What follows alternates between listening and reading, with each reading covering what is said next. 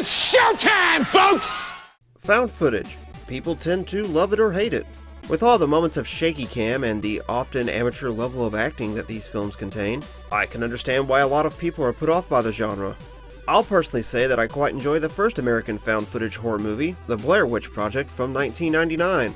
You're wrong. There was more before that. Oh shoot, you're right. I completely forgot about the last broadcast from 1998. Nope, not that either. Well, now you've gone and stumped me. What is it? The McPherson Tape from 1989. Let's see here. UFO Abduction, more commonly known as the McPherson Tape, seems to be a low-budget found-footage horror movie shot on tape about a family under siege by a trio of aliens. Well, I do like me some schlocky-sounding B-movies, so I'm already sold on this. And why don't you come with me and together we'll, probe into this film. I'm Jess Zilla, and this is my moronic opinion on the McPherson Tape. The McPherson Tape was released in 1989. It is 63 minutes long and was written and directed by Dean Alioto, and stars Alioto, who is running the camera, Tommy Joe Facchini, Patrick Kelly, Shirley McCullough, Stacy Schulman, Christine Staples, and Laura Thomas. It also features Jenny Klecker, Kay Parton, and Rose Schneider as the three gray aliens. After a couple of text blurbs gives us some quick background on the footage we are about to see, the film itself starts with a hard cut to an already in progress gathering of the Van Hees family to celebrate the 5th birthday of little Michelle. In attendance are her parents, Eric and Jamie, the middle brother, Jason, his girlfriend Renee, the boy's mother, and Michael, the youngest brother and our unseen cameraman. After Michelle blows out the candles on her cake that has 6 candles rather than 5 on it, the house lights do not turn back on. The 3 brothers then go out to investigate if there is something wrong with the breaker box. They find nothing wrong with it, but are unable to restore the power to the house. When headed back inside, the boys see a red light flash across the sky. They decide to follow it in the direction they saw it going, thinking they may have witnessed a possible plane crash.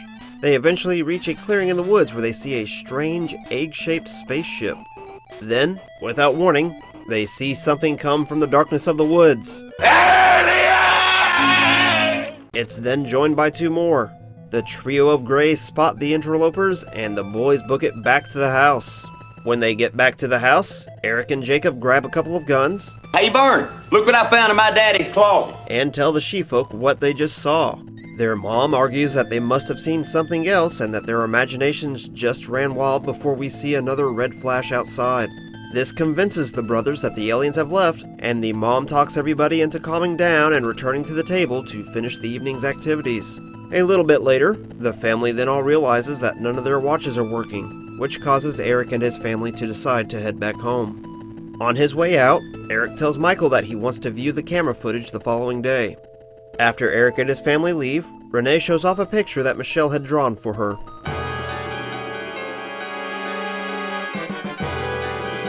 Jason and Michael rush outside to bring Eric and his family back in, realizing the aliens didn't leave after all. Jason and Eric grab the shotguns again and spot one of the aliens outside the window before hearing it on the roof. Eric takes a shot where everyone heard the alien stop moving and manages to hit it through the ceiling. The boys decide to go get Eric's truck and haul the family away from the house and to safety. On their way to the truck, they come across the body of the shot alien and bring it back into the house and lock it in the back room, rather than using this moment to make it big and filming their own version of Alien Autopsy. Eric and Jason once again head out for the truck and leave Michael behind. After a bit of waiting, Michael and the ladies head out for the truck themselves. When they reach it, they don't find Eric or Jason, just an empty truck and a destroyed shotgun. They return back to the house and the mom tries to assure everyone that there must have been an issue with the truck and Eric and Jason just went out on foot to get help. She then convinces everybody to go back to the table and play cards to calm down as they wait for the boys to return. Renee leaves the table in a trance state to open the front door and she is stopped. The family then has another seat around the table and Renee talks about how she doesn't even remember getting up and heading for the door. After continuing their card game, the mom also tries to open the door in a trance-like state before being stopped. After this, Renee states that she remembers a voice commanding her to open the door, which the mom also mentions hearing. The family once again has a seat at the table, but before Michael joins them, he goes to look in on the dead alien in the locked room to find it missing. I'm not sure what would be a worse scenario. A regular gray hiding somewhere in your home? Or a zombie gray shambling after you? A panicked Michael informs his family, and the mom keeps stating concern that the alien might be in the bathroom. I can understand this logic. If I had to deal with the stress of being shot and left for dead, I'd probably want to take a relaxing warm bath, so why wouldn't an alien want to? Michael does a quick search of the house for the missing ET. He finds that the alien escaped through a back door before closing it and locking it. He rejoins his family and they see the aliens moving about outside of the window. Jamie then has her turn of having a door opening trance before being stopped by Renee. The mom then believes that she hears Eric and Jason outside before realizing she is mistaken. Michael finally puts his still running camera down and joins his family around the table one last time. The Van Hees family then seem to come to terms that they are on their own and no help is coming for them when the three aliens come from down the hallway before the tape cuts out. I've read that there's some controversy online about this being authentic footage of an alien abduction.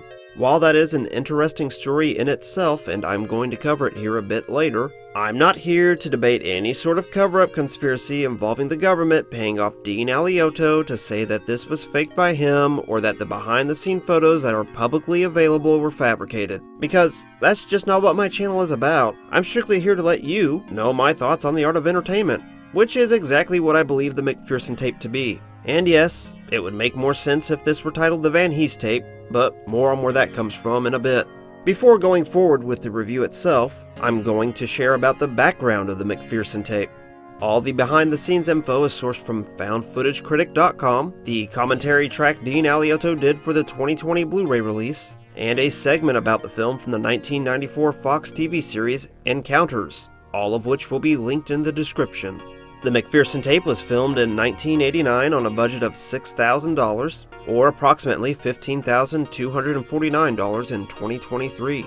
Dean Alioto said that he was inspired to become a filmmaker after watching the Steven Spielberg classic E.T. the Extraterrestrial.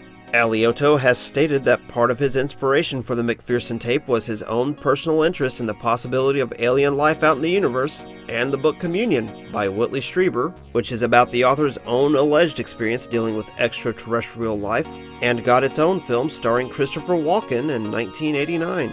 Dean Alioto's main motivation for making the McPherson tape was partly because he wanted to make his first movie by the time he was 25, like his heroes Orson Welles, Martin Scorsese, Francis Ford Coppola, and Spielberg, and because Alioto wanted to do his own Orson Welles-style story like the 1938 War of the Worlds radio broadcast, where the story was presented as something that really happened. Alioto's script was just a 10 to 20 page outline, and he cast actors with backgrounds in improv. Alioto cast 3 8-year-old girls as the aliens because he wanted the aliens to have an androgynous look similar to the ones that appeared in Spielberg's Close Encounters of the Third Kind. With the exception of Alioto and Tommy Giovacchini, who played Eric, the IMDb's for the cast of the McPherson tape show that they really haven't done anything else. The actors having a background in improv lends to the movie having a more real feeling to it, which is quite possibly one of the reasons why people die on the hill of believing this is a real tape involving an alien abduction.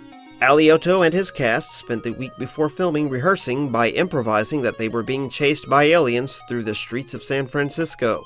Alioto chose to play the role of Michael himself because it would be the easiest way for him to direct the actors if he was among them and operated the camera himself. Alioto wore a headset where he would quietly cue things he needed to progress the plot to his crew, such as the red lights, when the aliens would appear, and for the rest of the cast to be prepared for when the boys returned to the house from the woods. The McPherson tape was shot in a rented cabin in California's Napa Valley on an 8mm Betamax tape over one night and 2 takes. The second take was a reshoot of the brothers going outside to check on the breaker box and coming across the alien ship because the original take of that was deemed too dark to be used. Now on to the review itself. While I didn't feel fear while watching the McPherson tape, I do feel that this film did a fine job of cultivating tension. This 63-minute film starts out strong but a little slow with some subtle character building as we learn about the characters through their conversations with one another.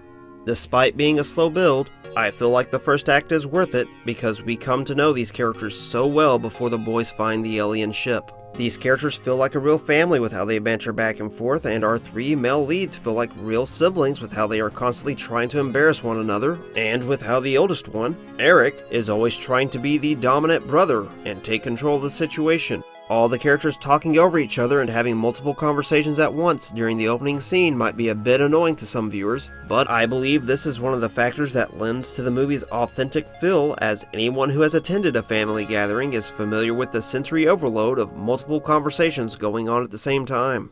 During the dinner scene, we learn that Michael is still in high school and might be slacking in his studies, as Eric seems to show doubt that everything is going fine with Michael in school when he is asked. Jason is home visiting from college and apparently plays college baseball, and we later see Eric expressing concern with Jason's relationship with Renee and how they might not be practicing safety when they make special adult hugs with one another. We learn that the mother is recently widowed in a conversation she has with Renee, and she seems to be having a hard time coping with the loss of her husband. Later, this is built on further when the boys are walking through the woods and it's mentioned that their mother has seemed to develop a drinking problem since the death of their father. Another factor that lends to the authentic feel of this film comes from the conversations.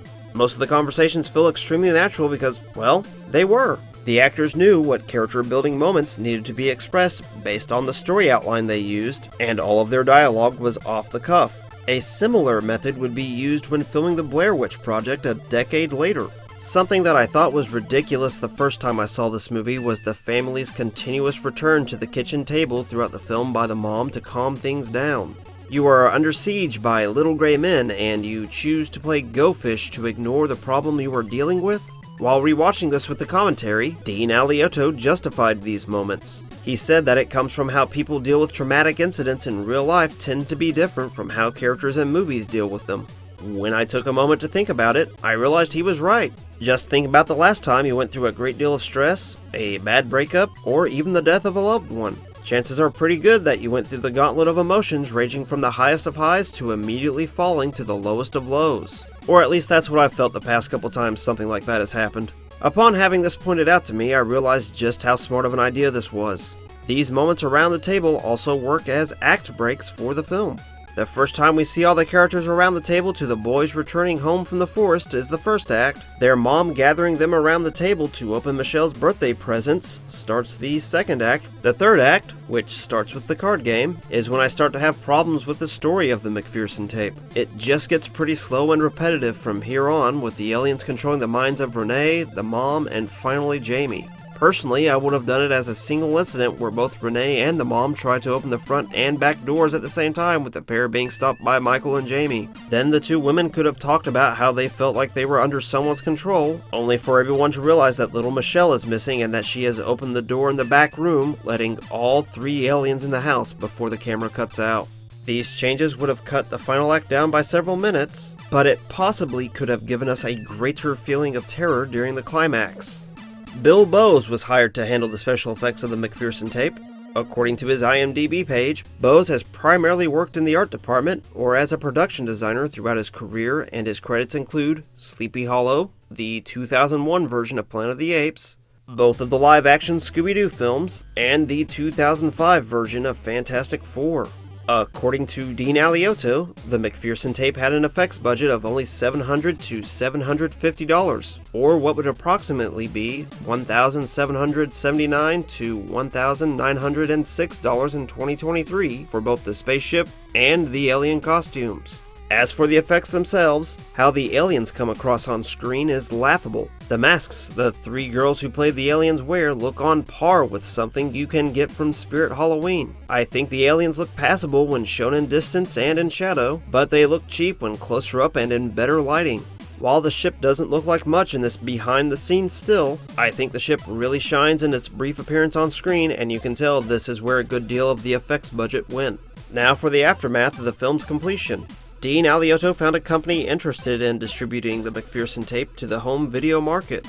A couple months later, Alioto contacted the distributor after not hearing anything about when his film might hit store shelves, and learned that their warehouse had burned down, destroying his master tape. Disappointed and now believing the McPherson Tape to be lost, Alioto chose to move on. 5 years later, in 1994, Alioto received a phone call from a man named Sean Morton who represented such shows as Hard Copy, Unsolved Mysteries, and Encounters, asking if Alioto was the rights holder to some footage of aliens that had been circulating around UFO conventions because Morton was interested in doing a segment about it for one of the shows he worked on. Alioto responded that he was responsible, and he was shocked to learn that despite the warehouse fire, a handful of copies of his film had made it to some mom-and-pop video stores, and someone had taken the footage and removed the title card and the ending credits in an attempt to pass the footage off as genuine. There was even a retired U.S. Air Force officer turned UFO researcher, Lieutenant Colonel Donald Ware, who believed and spread the word that Alioto's work of fiction that was made over a single night was real footage of aliens. Alioto then appeared on a 6-minute segment of the Fox series Encounters where he revealed the footage was a hoax made by him, but Donald Ware and fellow UFO researcher Tim Dongo would still claim the footage as authentic and Alioto's confession as part of a government disinformation campaign. Dean Alioto wanted to do his own War of the Worlds, and it appears he succeeded when it comes to the UFO research community. Eventually, Alioto would uncover a previously lost 8mm video copy of the McPherson tape that was better quality than the bootleg that was floating around. He would go on to sell copies through his website on VHS and eventually DVD before the non-profit American Genre Film Archive gained the rights for a restoration and a Blu-ray release. As for Alioto's career after the McPherson tape, according to his IMDb page, he has seemed to have kept busy, mostly directing episodes of TV shows and TV specials. He even has a movie currently listed in post-production. One of the projects he worked on was in 1998. Nearly 10 years after the McPherson tape, UPN produced a TV remake titled Alien Abduction: Incident in Lake County. Dean Alioto directed this remake using a screenplay by Paul Chitlick. This remake takes place in Lake County, Minnesota and follows the McPherson family. For some reason, the family surname for this version is how the original ended up with its more common title. The remake follows the same basic plot beats as the original, with a few additional moments, characters, and the setting being changed to Thanksgiving. I do plan on reviewing this as well, but I'm going to put a few videos between this one and that one. Now for the availability. I bought the AGFA Blu-ray release of the McPherson tape, and this transfer looks as good as we are probably going to get for now for something that was shot on video. After shipping and taxes, it cost me just shy of $22 total, and there is a purchase link in the description. If the McPherson tape does not seem like a purchase-worthy film for you, you can also rent it or currently find it for free to view with ads from various streaming services. My overall feelings about this movie are pretty mixed. I praise the McPherson tape for its character dynamics and the tension it builds during the first 2/3 of its runtime, but due to the bland look of the aliens and the drawn-out and repetitive final act of the movie, I'm giving the McPherson tape 2.5 out of 5. I like it. I'll definitely watch it again in the future despite its flaws, but I wouldn't consider it anything great. It's not something I would recommend to everyone, but I will recommend the McPherson tape to the curious, to fans of found footage, for anyone that wants to see that an effective movie can be made on a nearly non-existent budget, or if you just have an hour you need to kill. Well, that's all I have to say about the McPherson tape. Have any of you out there seen it before? If so, sound off in the comments about it. I'll be watching them the next few days and would love to talk to you guys about it more. Or if you just know of a way I can improve my video making process, also let me know. I'm still new and trying to get the process down and would love all the pointers I can get. I'll be back in a few weeks to cover a story that was sent in by an indie comic creator, and I hope all of you come back for that. If you are new here, be sure to subscribe if you don't want to miss out on that. And to everyone out there, be sure to like and share this video if you like what I'm doing and want to help this channel grow. Also, don't be afraid to give me a follow on Twitter or Letterboxd. In closing, I encourage all of you out there to go out and develop your own opinions, and not blindly follow a chosen group or my word alone. I'm Jusilla, and this has been my moronic opinion. Thank you for your time.